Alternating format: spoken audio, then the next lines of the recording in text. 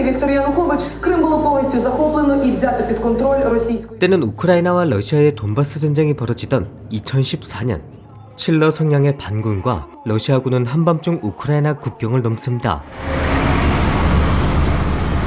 이처럼 전운이 감돌았지만 미콜라 부부에겐 다른 세상 이야기입니다.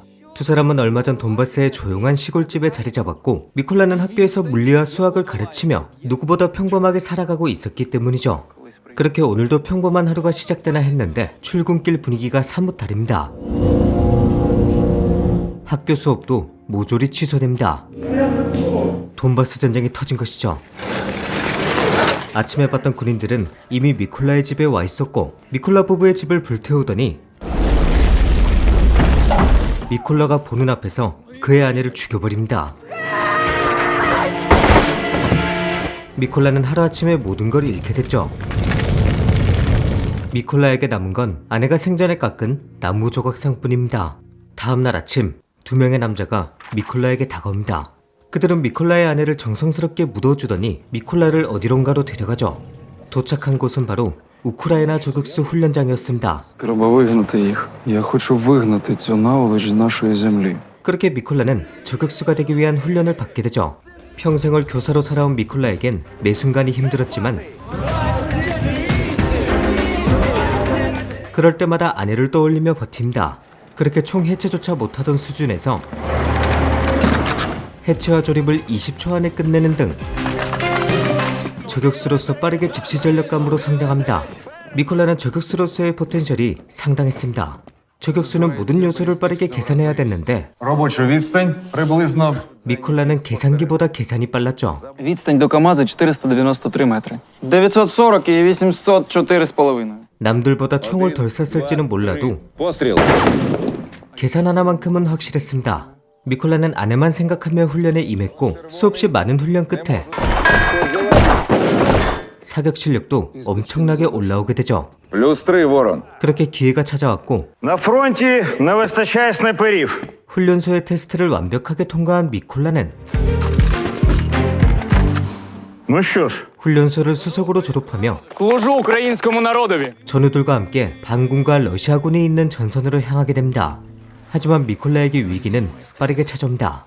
미콜라가 신참이라는 이유로 무시하는 건 일상이었고 총도 가장 안 좋은 걸로 지급해줍니다. У мене має бути така сама, як і у всіх СГД. 동료들은 드라고노프를 지급받았지만 미콜라는 거의 유물급의 총을 받게 됐고 Це нереально з таким бластером. 결국 실력으로 극복해야 됐습니다. 미콜라는 이번에도 아내를 생각하며 버티죠. 한편 미콜라의 출격 시점이 생각보다 앞당겨집니다. Тут захопили наш опорник на мосту. 사령부는 반군으로부터 다리를 탈환하라 명령했고 미콜라도 작전에 투입됩니다. 400 метрів. 저격수로 선발되고 나서의 첫 번째 작전이었죠. Приготувались. 캡틴의 작전은 워낙 체계적이었고 상황은 빠르게 종료됩니다. 그렇게 미콜라의 첫 번째 작전은 무사히 끝납니다. 하지만 기쁨은 오래가지 못했죠. Не в курсі. 훈련소 동기인 클린과 다뉴브는 다른 작전에 투입됐는데 하필 러시아 최고의 저격수 셰리를 상대하게 됩니다. 두 사람은 최대한 조심스럽게 움직였지만 결국 클림이 당하게 됩니다. 어제만 해도 함께 웃고 떠들었던 전우가 싸늘한 시신으로 돌아오게 된 것이죠. 하지만 슬픔을 느낄 시간은 없습니다. 오히려 미콜라의 머릿속을 복잡하게 만드는 사건이 벌어지죠. 그들은 반군이 오는 길목에 폭탄을 터뜨릴 계획이었는데 Дистанція 120. 무리 속에서 익숙한 얼굴이 보입니다. 바로 자신이 가르쳤던 불량 학생 이반이었죠. 미콜라는 잠시 고민에 빠지지만 이내 작전을 수행합니다. 당연히 이반은 그 자리에서 즉사하죠. 캡틴은 절대 감정에 휘말리면 안 된다는 걸 강조합니다. 작전에 감정이 들어가면 반드시 이를 그르친다며 말이죠. 그렇게 캡틴의 가르침을 받은 미콜라는 더욱 빠르게 성장합니다.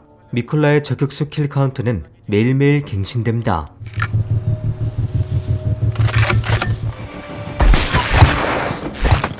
미콜라의 등장에 반군, 그리고 어쩌면 반군으로 위장할 러시아군은 화가 날 대로 나죠. 한편 미콜라는 오늘도 캡틴과 함께 작전에 투입됩니다. 이번에도 아내 나무 조각상을 앞에 두고 작전에 임하는데 스코프를 넘어 익숙한 얼굴 둘이 보입니다. 사건이 터진 그날 출근길에서 봤던 두 사람, 사랑하는 아내를 죽인 그 두 사람이 자신의 눈앞에 있었죠. 미콜라는 캡틴의 명령을 무시하고 쏴버립니다. 하지만 하필 러시아 저격수 셰리가 근처에 있었고 위치가 파악되자마자 У меня 200-й. 망설임 없이 쏴버립니다. 미콜라가 감정을 주체하지 못하며 캡틴을 죽인 셈이었죠. 정말 큰 경험을 했지만 가장 존경했던 상관을 잃게 됐습니다.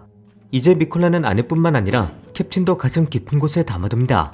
저격수로서의 경험뿐만 아니라 인생도 함께 가르쳐줬던 캡틴. Це твій оберіг? 미콜라는 이제 두 사람의 복수를 해야 됩니다. Розвідка шукатиме вбивцю Кепа.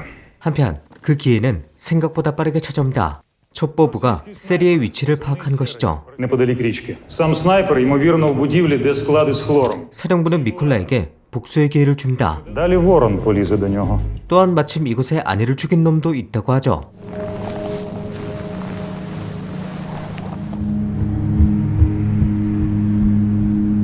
그렇게 러시아 최고의 저격수 셰리와의 승부가 시작됩니다. 작전은 이랬죠. 밖에서 대기하고 있던 우크라이나 저격수들이 공장 밖에 있는 러시아군을 모두 죽이고 경비가 얇아진 틈을 타 미콜라가 공장에 진입. Надо было и тебя тогда пристрелить. 셰리를 잡으러 직접 공장에 들어갑니다. 셰리의 실력과 장비가 워낙 좋았기 때문에 정면 승부를 피하는 것이었죠. 한편 전우들이 연락이 되지 않자 밖에 나와봤던 셰리는 상황을 파악합니다. 미콜라는 셰리의 자리를 찾아 계속해서 이동하고 셰리를 기습할 위치를 완벽히 확보합니다. 그렇게 셰리가 돌아오자마자 그를 처리한 것은 물론 지원병도 모조리 죽여버리죠. Нам дальше закроем повести. 휴가를 받은 미콜라는 불타버린 집터를 찾아갑니다. Нехай ще побуде зі мною. 복수엔 성공했지만 쓸쓸함은 영원히 사라지지 않습니다. 아내와 함께 남은 생을 평범하게 보내고 싶었지만 Колись прийдуть нормальні. 불행히도 그럴 수 없었던 그렇게 기구한 삶을 살아가게 된 남자의 이야기를 그린 영화 스나이퍼 화이트 레이븐이었습니다.